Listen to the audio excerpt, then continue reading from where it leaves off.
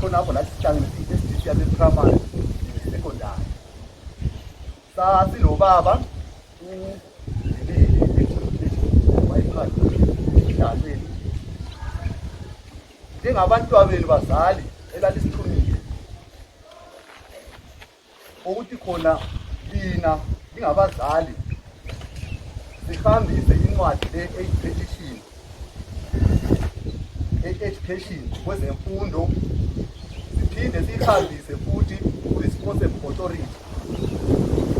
Sawubuya sahlala umhlangano lapha eMathilasi, sawubuya sachazisa nje ukuthi na kuze kuvele i-petition kuhambe njani ngomhlangano owawukhona ndawo lapha esekondari mhlaka-17 owaphuma isinqumo ukuthi abazali bethi thina sesilombono onje okubhala i-petition ile ngcazelo zabo, izikhalazo zabo abazicelayo ku-responsible authority.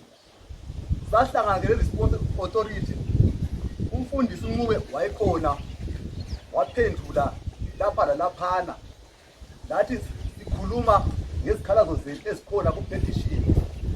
Okunye babesithi bona abakwazi.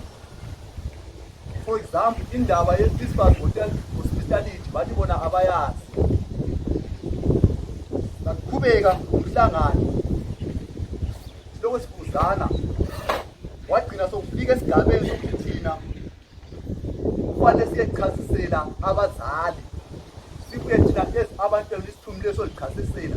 Thina sathi hayi, bakunjalo thina ngesichasise, thina sithunywe singabantwana, sithunyiwe.